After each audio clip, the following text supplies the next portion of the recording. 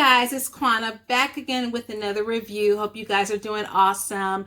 I am so sorry that I'm dropping this so late in the week, but I did watch The Handmaid's Tale this week, season 4, episode 6, entitled Vows. I actually stayed up on Tuesday night and watched it right at the stroke of midnight, but life just got a little crazy and I wasn't able to sit down and get all of my thoughts together. So then I had to watch it again so that I could come and bring you guys my thoughts about this. So this is of course going to be my regular recap, but also a review, because I do have a lot of thoughts about this episode and what this means going forward, because we have about 4 episodes remaining for this season, and that's not a lot of time. Handmaid's Tale is one of those shows that you never really feel like you have enough time with it, because it does so much and packs so much into the little bit of time that they have.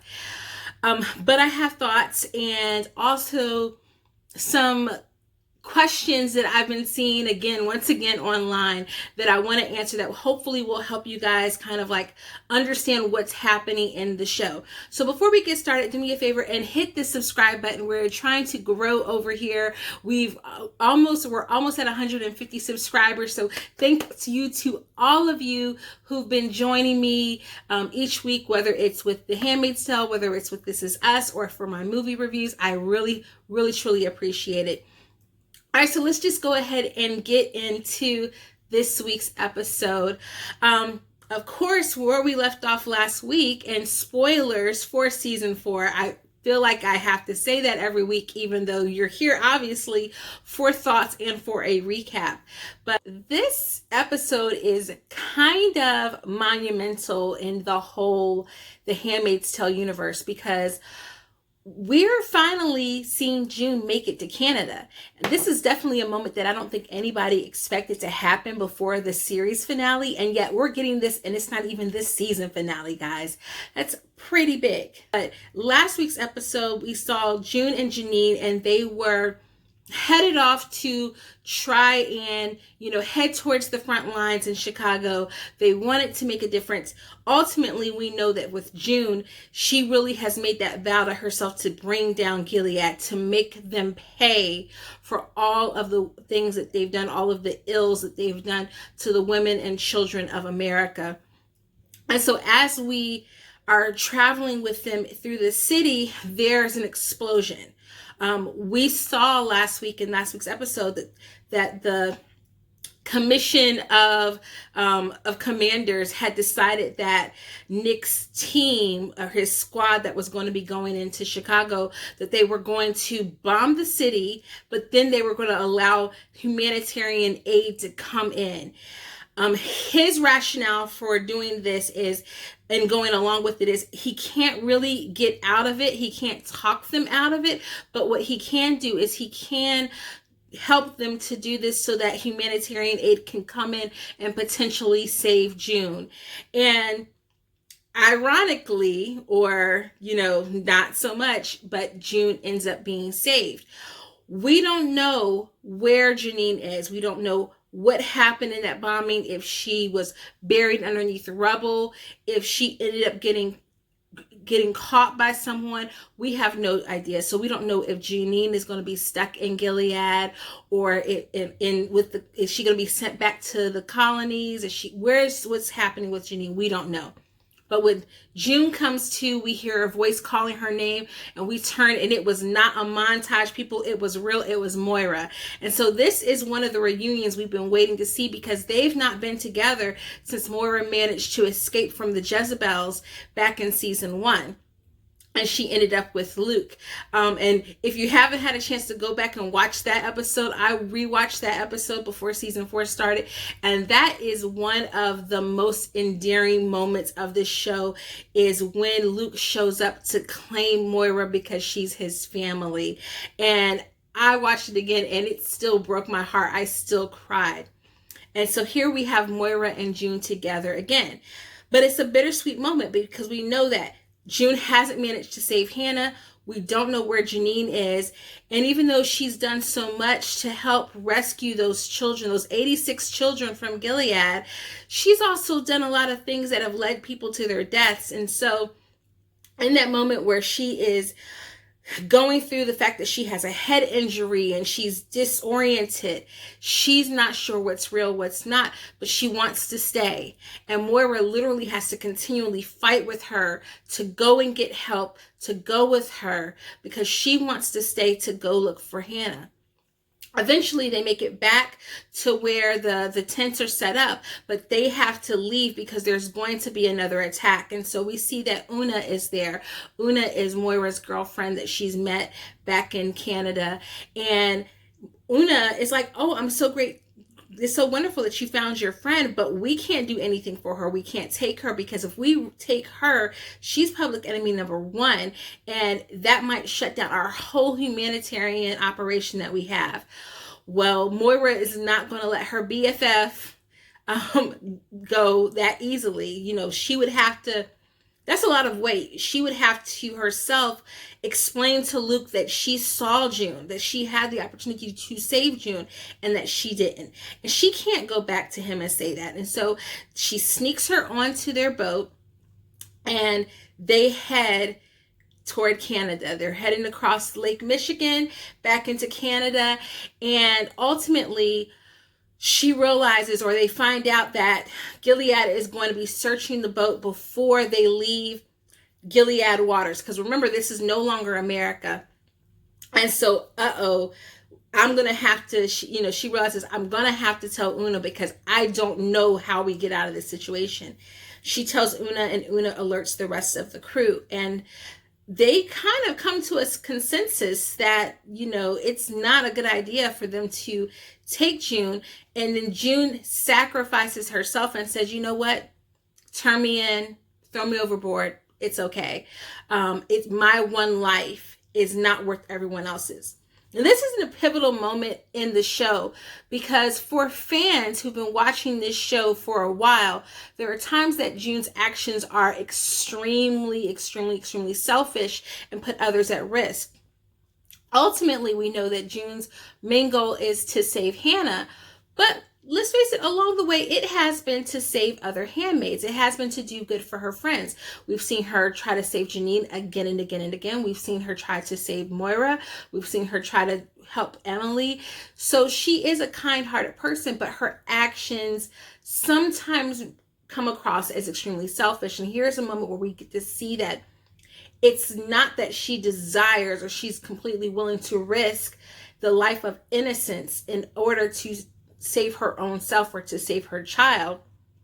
That only happens as a byproduct of Gilead's actions. And I think this was a moment that we all needed to see, because it can be very easy to forget that June is the victim in this situation. She's not only our narrator, our protagonist, but she's a victim of Gilead. She's a sexual assault victim. And a lot of her actions are understandable for survival.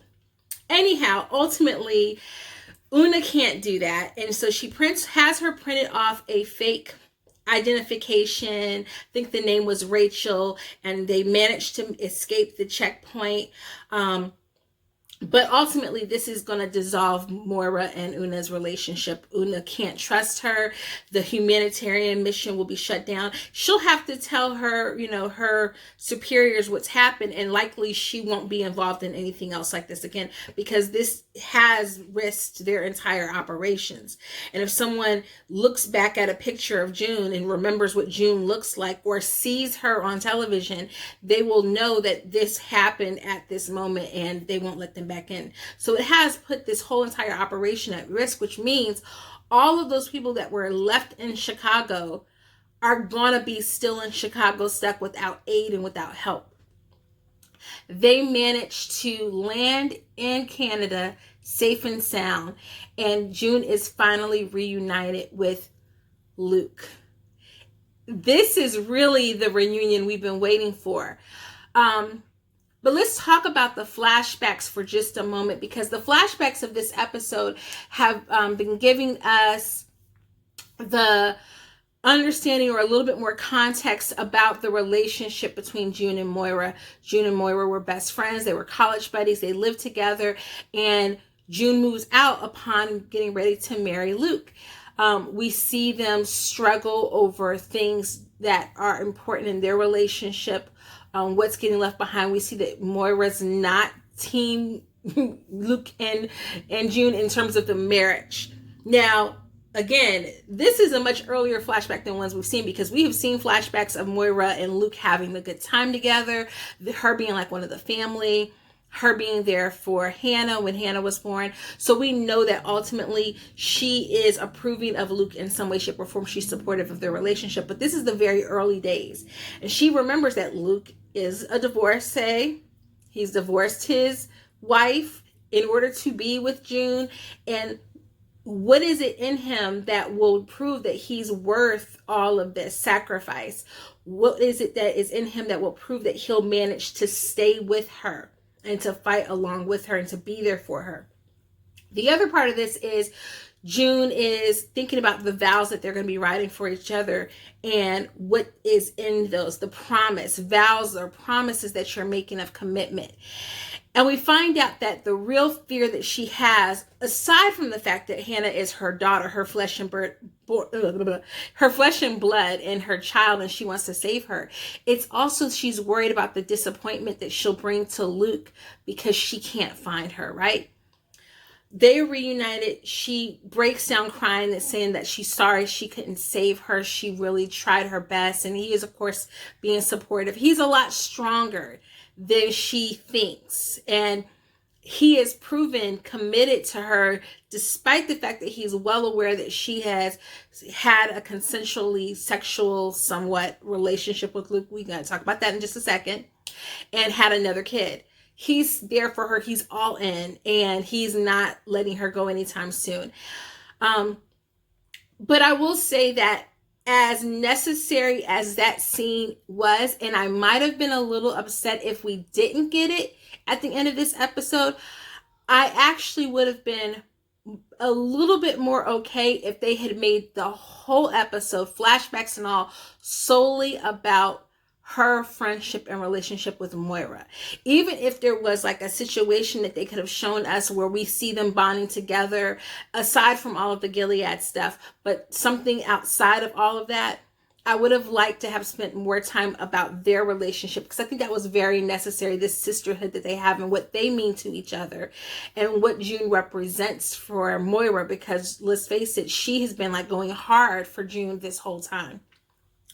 Now let's talk about that reunion. People online have been wigging out about this reunion, saying, oh, Luke wasn't even acting like he was in love with her, or he wasn't even like emotional when he reunited with her. What we saw was a very steady man. And when they're debating about whether or not Luke is steady, it was necessary for them to show him being steady in that moment. He's holding her hand. He's reassuring her. He's very calmly allowing her to decide how much physical contact they're going to have in this moment. Because yes, they're finally reunited, but he's not blind to the fact that his wife has been a sexual assault victim for the last 5 years of her life. So if he had gone in there grabbing on her and all of those things, that would have been extremely overwhelming for her. She needed to be able to come to him and to say what she needed to say to him. But what we saw was him holding her hand, guiding her down the steps, landing in Canada, that moment of feeling free for a moment. But let's face it, June is not free. She will never be free as long as her child is in Gilead, and that her child might face the repercussions of her actions or might be ill-treated because of it. Because let's face it, we don't know what Gilead might do. Yes, she's a child right now, but they might label her and send her out to be a handmaid when she comes of age. We don't know. Gilead is crazy. So it's bittersweet. It's a very bittersweet moment. I think this episode was necessary because in season 2, when June manages to help Nicole escape with Emily, a lot of us were like, what the heck, June? Like, you had the opportunity to leave and you stayed, and we get it, you know. And at that time, I definitely was like team June, because as a mom, I'm like, there's no way I could leave my babies. But at the same time, you have 2 babies, so what do you do? But her bonding was more with Hannah. She hadn't had opportunity to fully bond with Nicole. So, and Nicole is a child born out of sexual assault. It really is. I mean, let's face it, for all of you Team Nick people out there, it was an arrangement that was initiated by Serena Joy in order to give her a baby. He is still a member of Gilead, and even if he has kind of turned in order to help June at times, let's face it, it was not 100% consensual when it started. It became that because it was necessary for them mentally to go to that space so that they could have some sense of autonomy. But it's not the relationship that she had with Luke. It's not completely autonomous and with her choice and without the baggage of all of that. So there's probably some degree of, I don't want to say resentment, but like feelings that she might even have toward Nicole, where she was more willing and able to let Nicole get free, but she had to stay. And I think she would have never, I think even without that, even when we say that that's not there for her and she's fully invested in Nicole as a mother, she knew Nicole was going to be okay. She knew Emily was going to take care of Nicole. Once she realized that Nicole was going to be with Luke and Luke would take care of her, she's okay. She doesn't have to worry about Nicole. She's got to still worry about Hannah. So I completely understand. This show will not end until we find out what happens to Hannah. Point blank, end of discussion. End of discussion.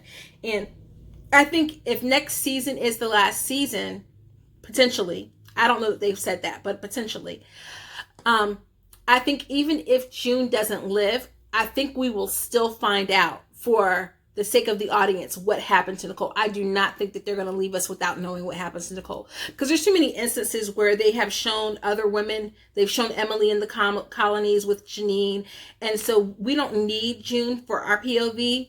So I think we will find out what happens to Hannah.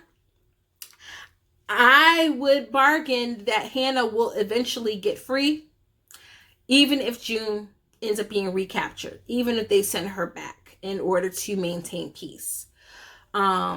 So I definitely think whether or not we find out about Janine this season, I don't know. Fingers crossed, guys, that Steven somehow, I mean, at this point, I hate Steven. I mean, but I kind of hope that Steven managed to live and found Janine. I don't know, because she just can't, they can't, if Janine goes back to Gilead, I just don't see that being good for her. At this point, she has jumped off of a bridge with the baby. She has, I mean, she's just been involved in so much that she would not make it. I don't think she would get the grace that June has gotten up to this point. So next week's episode is going to be a lot, because we know that the Waterfords are going to find out about June. They're going to have to show June reunited with Luke, reunited with Emily, going, kind of dealing with her PTSD. But also somebody's going to have to start making some plans about what's going to happen to Miss Hannah. And I predict that June will go back to Gilead. But I think before, we've seen her do it by choice in terms of staying before.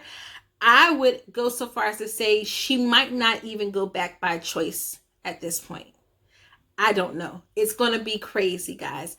But this week's episode was very calm in its pacing, but it was still very solid, very good. Not the best, but I don't think we always need everyone dying. So I was okay with this week's episode. I just wish the flashbacks had been a little stronger, because I felt like these flashbacks were a little weaker, and I almost would have rather them just stayed in the current timeline if they, rather than do the flashbacks. It's not, it wasn't as necessary, but I mean, it was a nice little touch. We'll see. But I'm looking forward to next week's episode. So I want to know your thoughts. Whose team are you? Are you Team Luke? Are you Team Nick? And do you think that June is going to somehow go back to Gilead and rescue Hannah? What are your thoughts? Let me know down below in the comments, and I will see you guys next week. Hopefully Wednesday. So until then, bye. Toodles.